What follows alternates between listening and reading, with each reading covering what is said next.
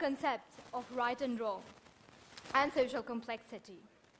There's an innocent child living inside each and every one of us. The child who is young and free-spirited. In early days, we used to be that child. The child who didn't know what politics is, who didn't know what diplomacy was. The only thing that they knew is that how to live their life was not lost in their society's demand. So where is that child now? Did it get lost? Did it disappear? No. It got imprisoned. Imprisoned by three enemies: apathy, ego, and pretensions.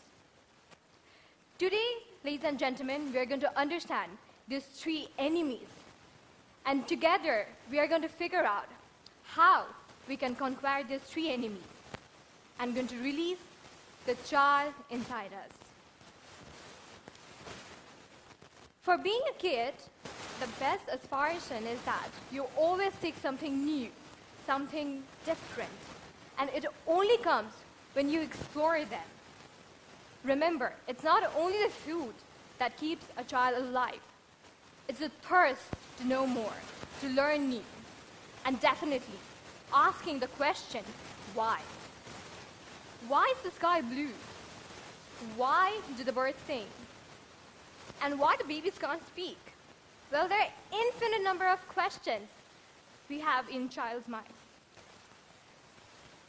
Sometimes the adult can answer them, but most of the time, they just utterly fail. So, do these children going to stop asking questions? No. Absolutely no. Because you know why? Because we find that it's the children's happiness to exercise and cultivate their innate sense of curiosity.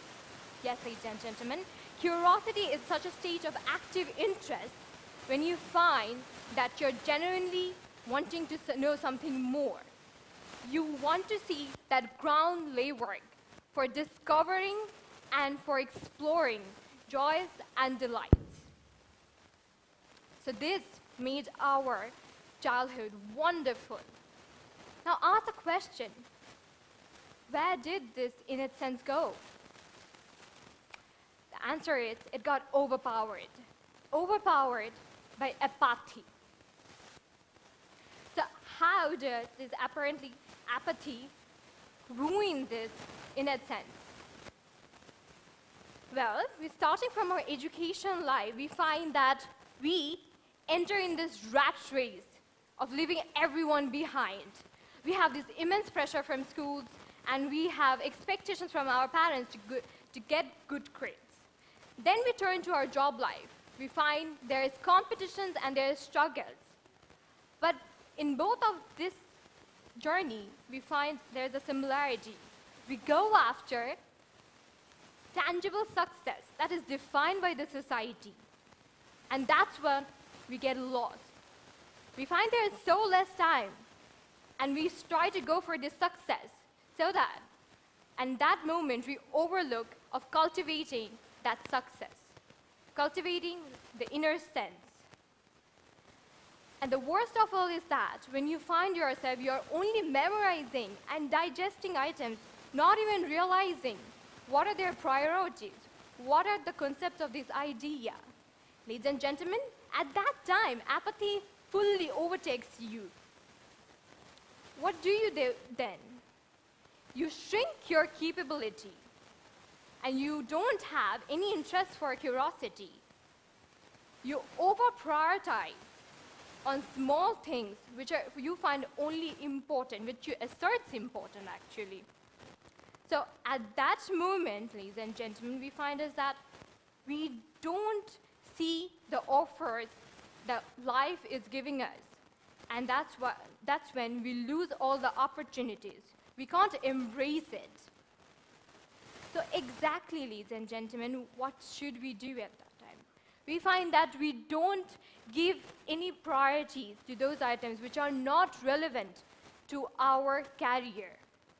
Well, it's actually not bad to emphasize on particular subject. But then again, why are you going to marginalize yourself? Spending time in history, philosophy, and literature besides running a business will not harm you.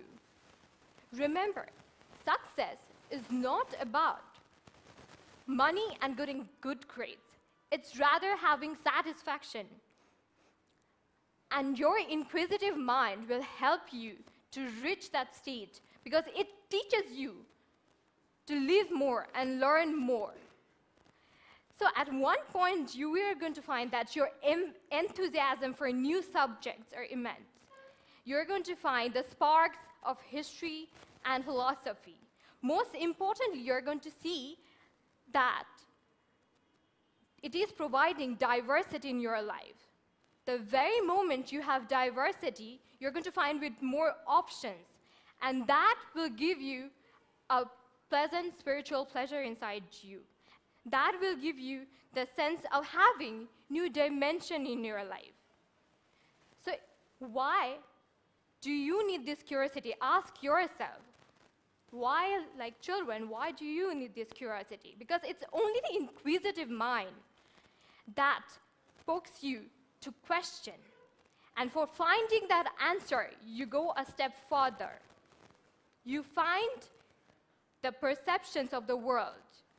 Your mind broadens up. You open up, and you start becoming a liberal thinker. And you start differentiating what's right and what's wrong.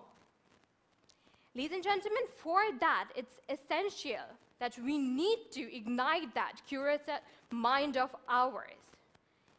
We need to harness the power of curiosity to transform our everyday life into an interesting experiences. In a better world where curiosity is not curtailed by apathy, we're going to find a life where we are going to live it like living. The child inside you will be revived and will live like living. Now then comes when you're not asking questions, apparently you build a premise. You build a false premise of yourself because you don't know the insides of the surroundings. And that false premise gives you birth to ego. Will you be my friend? Well, these are the very simple words we used to have in our childhood days. Well, making friends was so easy. You know why? Because we used to go to each person and ask it. If that person said yes, then you have a new slide buddy. But if that person said no, then life would even revert to normal because it didn't bother you. You didn't have to act cool. You didn't have to buy new gadgets just to impress that other person. There was no fear. There was no horror. The only thing that was inside is that to create a potential relationship with the other person.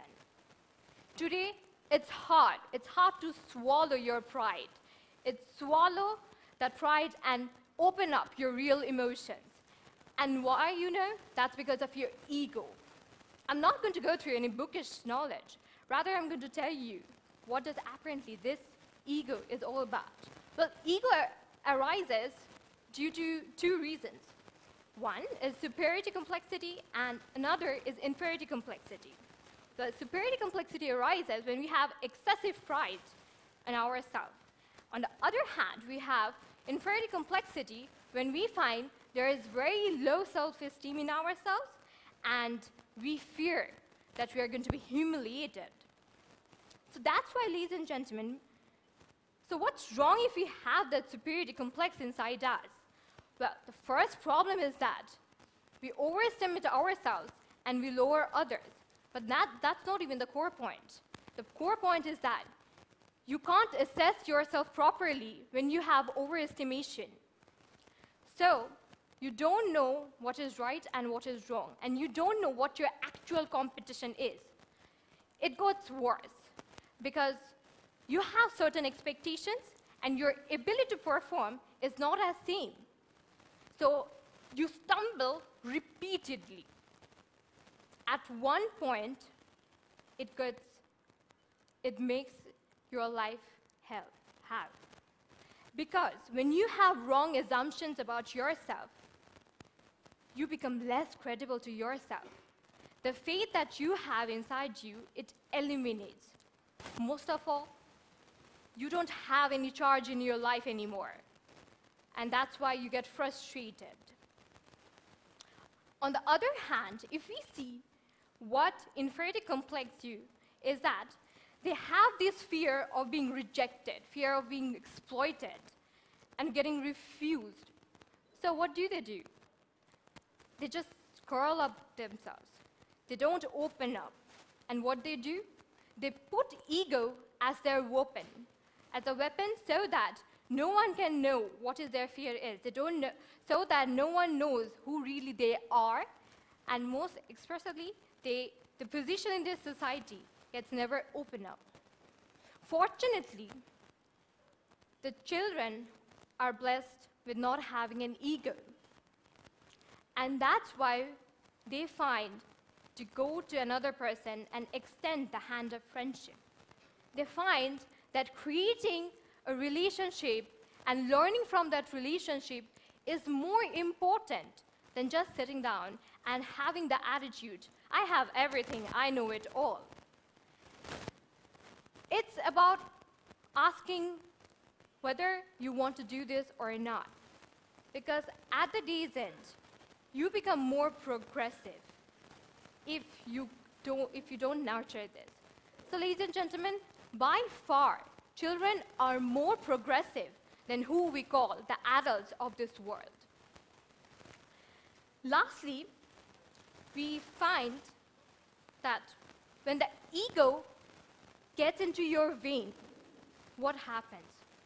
You cause the biggest devastation to your life. How? You prevent yourself from being genuine. You stop being yourself, and you start holding the flag of pretensions only. Well, today in this world, we are highly afraid of doing something which is not actually aligned to our social norms. So we are always dictated by this invisible set of rules by our society. And one point, we just stop being ourselves. We hardly take risks, and most importantly, we hardly ever be authentic. So there is a desire by us today, now, that we always want to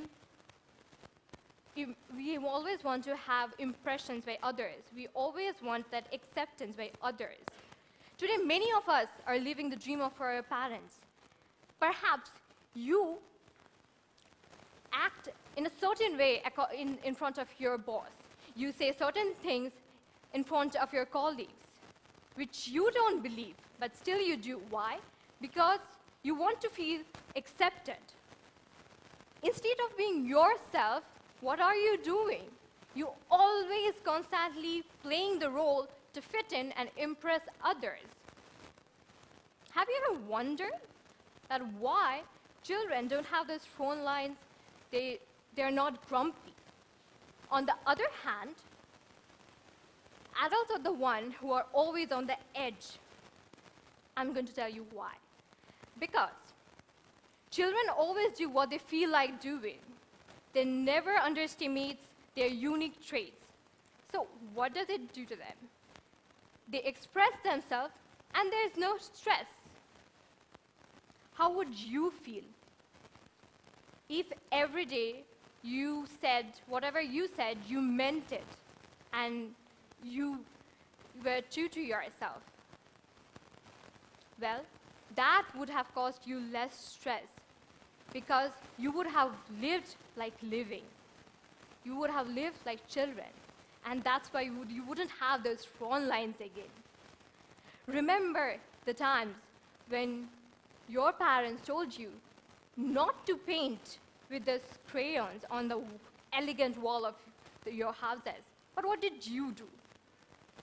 You put the crayons on the wall Fill it with colors and pour your heart to it. Have you ever wondered what good did it do to you? It did, in 3 ways. First, it helped you to express yourself. Ladies and gentlemen, life is more rewarding when you're living it, you know what you're doing. You not only trust yourself and your judgments, but at one point you will find that people are trusting you. Because you know why? Because you stand by your course and by your beliefs. And that's what makes you authentic. So give yourself that permission. Make yourself free. So that there is no denial. So that you can help to go it further. So here to find us, here to curious us, and here to real us. Thank you, everyone.